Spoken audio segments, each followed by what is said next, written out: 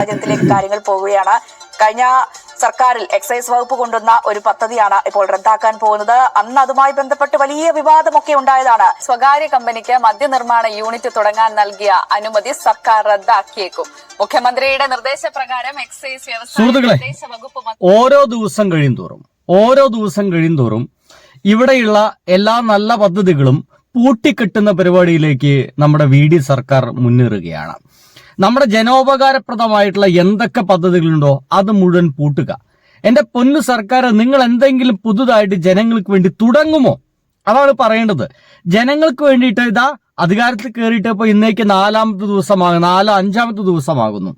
ഇത്രയും ദിവസമായിട്ടും ഈ ജനങ്ങൾക്ക് വേണ്ടി ജനോപകാരപ്രദമായിട്ടുള്ള എന്തെങ്കിലും ഒരു പുതിയ പദ്ധതി തുടങ്ങാൻ നിങ്ങൾക്ക് പ്ലാൻ ഉണ്ടോ എന്ന് മാത്രമാണ് ചോദ്യം കേട്ടോ. ആ പ്ലാനുകളൊന്നുമില്ല. അതിന് പകരമായിട്ട് ജനങ്ങൾക്ക് ഉപകാരപ്രദമായിരുന്ന അല്ലെങ്കിൽ ജനങ്ങൾക്ക് ഉപകാരപ്രദമാവുന്ന പദ്ധതികൾ മുഴുവൻ ഓരോന്നായിട്ട് പൂട്ടുന്നു. ഇന്നലെ നമ്മളെല്ലാവരും അനുഭവിച്ചത് കറണ്ട് കട്ടാണ്. പിന്നീട് അതിന് തൊട്ടടുത്ത ദിവസം നമ്മൾ അനുഭവിച്ചത് 4 രൂപ കൂട്ടിയതാണ്. അന്നേ ദിവസം തന്നെ കേരളയിലെ മഞ്ഞക്കുറ്റികൾ പിഴുതെറിയാനുള്ള ഒരു ഏർപ്പാടിലേക്കാണ്. അങ്ങനെ ഓരോ ദിവസം കഴിയുന്തോറും ജനങ്ങൾക്ക് ഉപകാരപ്രദമാവുന്ന എല്ലാ പദ്ധതികളും അവസാനിപ്പിക്കുക എന്നുള്ള ഏർപ്പാടിലേക്ക് സർക്കാർ എത്തിയിരിക്കുന്നു മനസ്സിലാക്കണം. എന്റെ സുഹൃത്തുക്കളെ, പാലക്കാട് നമ്മുടെ എലപ്പുള്ളി എന്ന് പറയുന്ന ഗ്രാമപഞ്ചായത്തിലാണ് ഒരു ബ്രൂവറി തുടങ്ങാനുള്ള ശ്രമം ഉണ്ടായത്. ബ്രൂവറി എന്ന് പറയുന്നതിനേക്കാൾ ശരി നമുക്ക് അങ്ങനെ തന്നെ വെക്കാം, ബ്രൂവറി എന്ന് തന്നെ പറയാം. എന്താണ് സംഭവം എന്ന് മനസ്സിലായോ? മദ്യനിർമ്മാണശാല, വൃത്തിയായിട്ട് അങ്ങനെ പറയാം, മദ്യനിർമ്മാണശാല. ഇതിന് കേൾക്കുമ്പോൾ ആളുകൾ മുഴുവൻ ഭയങ്കരമായിട്ട് പരിഭ്രാന്തരമാണ്. ഈ കള്ളുകൂടിയൻ ആകെ നമ്മുടെ നാട്ടിൽ പ്രശ്ന, ഇനിയിപ്പോ ഇവിടെ കള്ള് നിർമ്മിക്കുകയാണോ എന്ന രീതിയിലായിരുന്നു ആളുകളൊക്കെ പറയുന്നത്. കള്ളിനെ പ്രോത്സാഹിപ്പിക്കുകയാണ് ഈ ഗവൺമെന്റ് എന്ന രീതിയിലൊക്കെ ആയിരുന്നു UDF-കാരൊക്കെ സമരം നടത്തുന്നത്.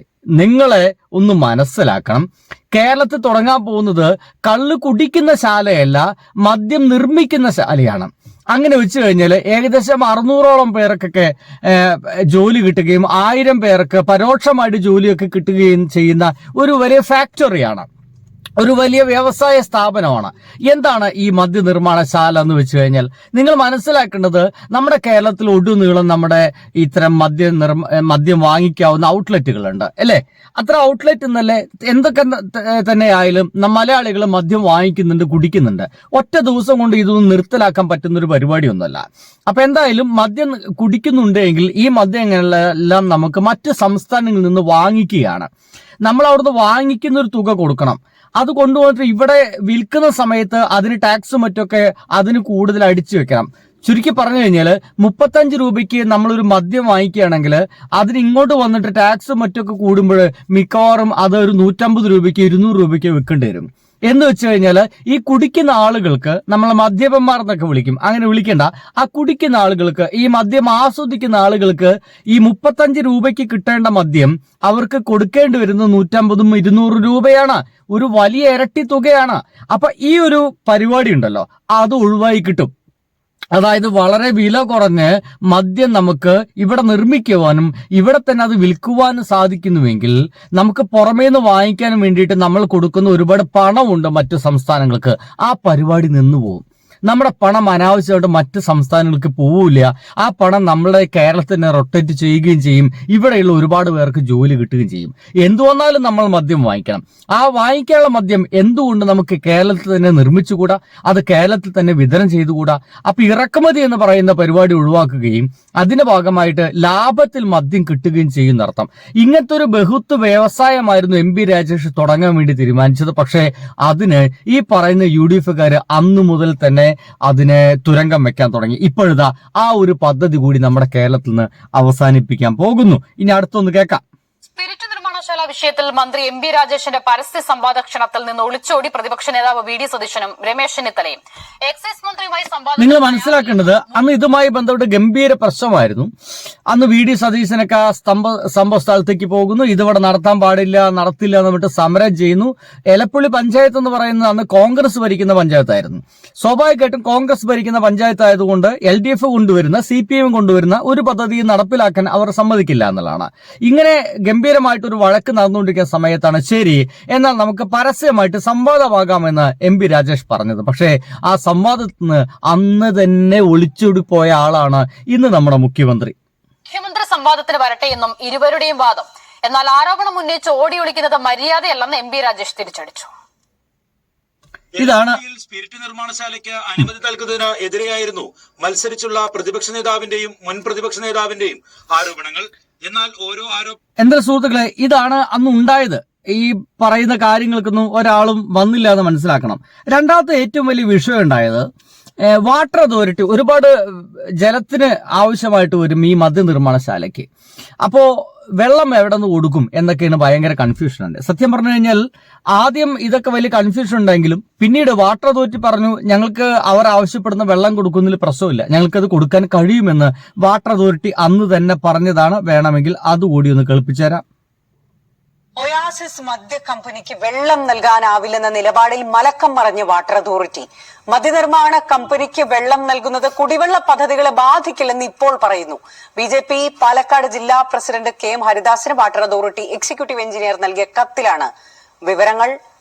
കൂടുതൽ വിവരങ്ങളുമായി പാലക്കാട് നിന്ന് കൂടുതൽ വിവരം വേണ്ട കാര്യം മനസ്സിലായില്ലേ? അപ്പോ അവിടുത്തെ വെള്ളം വറ്റും, അവർക്ക് വെള്ളം കൊടുക്കാനുണ്ടാവില്ല. പാലക്കാട് വെള്ളമില്ലാതെ തന്നെ നീറിക്കൊണ്ടിരിക്കുന്ന ഒരു ജില്ലയാണ്.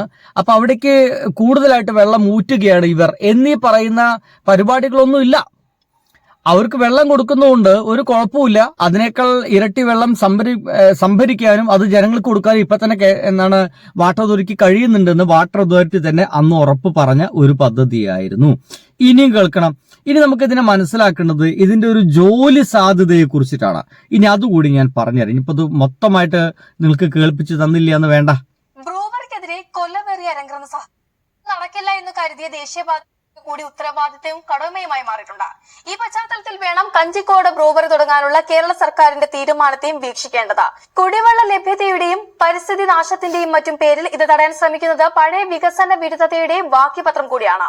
ആ ദുഷിപ്പുകളൊന്നും തന്നെ ഇന്നും രക്തത്തിൽ നിന്ന് മാറിപ്പോയിട്ടില്ല എന്നതിന്റെ ദർശനമാണ് ആ കാണാൻ സാധിക്കുന്നത്. ഏതൊരു പദ്ധതിയും വരുന്നതിന് മുൻപ് തന്നെ അതിന്റെ പിന്നിൽ ഗൂഢാലോചനയും അഴിമതിയും നടന്നുവെന്ന് പ്രചരിപ്പിച്ചാൽ അതൊന്നും പഴയതുപോലെ വിലപ്പോവില്ല എന്ന് പ്രതിപക്ഷ കക്ഷികൾ മനസ്സിലാക്കേണ്ട സാഹചര്യമാണ് ഇപ്പോൾ.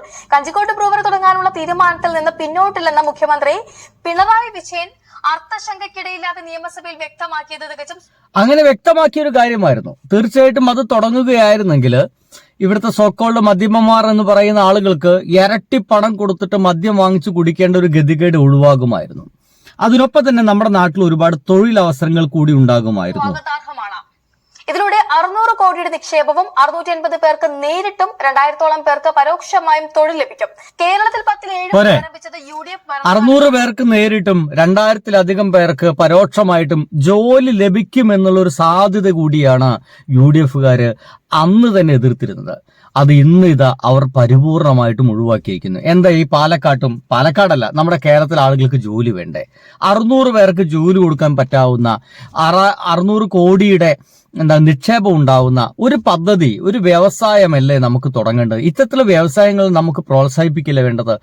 ഇത് ആളുകളെ തെറ്റിദ്ധരിപ്പിച്ചത് അവിടെ മദ്യം ശാലയാണ് ഉണ്ടാക്കാൻ പോകുന്ന എന്ന രീതിയിലാണ്. ആളുകൾ മുഴുവൻ പരിഭ്രാന്തരായി പോയി. ഇതൊരു മദ്യ നിർമ്മാണശാലയാണ്. അതിന്റെ അർത്ഥം അവിടെ മദ്യം നിർമ്മിച്ചിട്ട് അപ്പൊ തന്നെ നാട്ടുകാർക്ക് എന്ന ഓരോന്ന് വീതം കൊണ്ടേക്കോളി എന്ന് പറഞ്ഞിങ്ങനെ ജനല വഴി ഇങ്ങനെ എടുത്ത് വലിച്ചെറിഞ്ഞു കൊടുക്കുന്ന പരിപാടിയല്ല എന്നുള്ളത് അവിടുത്തെ നാട്ടുകാരെ ബോധ്യപ്പെടുത്താൻ സാധിച്ചില്ല എന്നുള്ളതാണ്. എന്തൊക്കെയായാലും നമ്മുടെ നാട്ടുകാർക്ക് ഉപകാരപ്പെടുന്ന ഒരു പദ്ധതി കൂടി ഈ UDF-കാര് നിർത്തലാക്കുന്നു എന്ന് പറയുന്ന സന്തോഷ വാർത്ത മാത്രമാണ് നിങ്ങൾ മനസ്സിലാക്കേണ്ടത്. ഇനി ലാസ്റ്റ് MP രാജേഷ് ഇതിനെ കുറിച്ച് പറയുന്നത്, ബ്രൂവറി എന്ന് വിശേഷിപ്പിക്കുന്നത് തന്നെ ദുഷ്ടലാക്കോട് കൂടിയിട്ടാണ്. ഡിസ്റ്റിലറിയും ബ്രൂവറിയും ഒക്കെ അനുവദിക്കുന്നതിന് സംസ്ഥാന സർക്കാരിന് എതിർപ്പുണ്ടോ? ഇല്ലല്ലോ. ഞങ്ങൾ നയത്തിൽ വ്യക്തമാക്കിയ കാര്യമില്ലേ. ആ വെള്ളത്തിൽ നിന്ന് ഇവർക്ക് കൊടുക്കാം എത്തനോൾ പ്ലാന്റ്. ഞാൻ വീണ്ടും തിരുത്തുന്നു, എത്തനോൾ പ്ലാന്റിന് കൊടുക്കും എന്ന കാര്യം റോഷി അഗസ്റ്റിൻ മിനിസ്റ്റർ വ്യക്താക്കിയല്ലോ. അദ്ദേഹം വ്യക്താക്കിയില്ലേ. ഇപ്പൊ ആർക്കൊക്കെ കൊടുക്കുന്നുണ്ട്? ഒന്ന് കിൻഫ്ര പാർക്ക് കൊടുത്തില്ല, കൊടുക്കാൻ പോകുന്നേ ഉള്ളൂ. വെള്ളത്തിന്റെ കാര്യങ്ങളാണ് ഈ പറയുന്നത്. അധ്യക്ഷനായ കമ്മിറ്റി എടുത്ത തീരുമാനമാണ്, അത് നടപ്പാവാൻ പോകുന്നു. അപ്പൊ 10 ദശലക്ഷം ലിറ്റർ കൊടുക്കുമ്പോൾ ഇവർക്ക് എത്രയാണ് ആവശ്യം? ഈ പ്ലാന്റ് അതിന്റെ ആദ്യഘട്ടത്തിൽ വരുന്നത് 50,000 ലിറ്ററാണ് ആവശ്യം വരുന്നത്. 0.05 ദശലക്ഷം ലിറ്റർ എന്ന് പറഞ്ഞാൽ 50,000 അല്ലേ? അതെ, പൂർണ്ണതോതിൽ പ്രവർത്തിക്കാൻ തുടങ്ങിയാൽ 0.5 ദശലക്ഷം ലിറ്ററാണ് പെർ ഡേ എന്ന് പറഞ്ഞാൽ 5 ലക്ഷം അല്ലെ, അര ദശലക്ഷം ലിറ്റർ അത്രയാണ് ആവശ്യം. പ്രതിദിനം ഇവർ കൊടുക്കുന്ന അത്ര 10 ലക്ഷം ലിറ്റർ. ഇനി ഇതിന് പുറമെ ഇവരുടെ പ്രപ്പോസലിൽ കൃത്യമായിട്ടുണ്ട് മഴവെള്ള സംഭരണി ഉണ്ടാവും എന്നുള്ളത്. മഴവെള്ള സംഭരണി 5 ഏക്കറിൽ മഴവെള്ള എന്തായാലും ജനങ്ങൾക്ക് ദോഷകരമാവുന്ന ഒരു പ്രവർത്തിക്കുന്നു MP രാജേഷ് എന്ന് പറയുന്ന ഒരു മനുഷ്യൻ നിൽക്കില്ല. കാരണം അത് കാലാകാലവും അദ്ദേഹത്തിന് ദോഷമായിട്ട് മാറുമെന്നുള്ളതാണ്.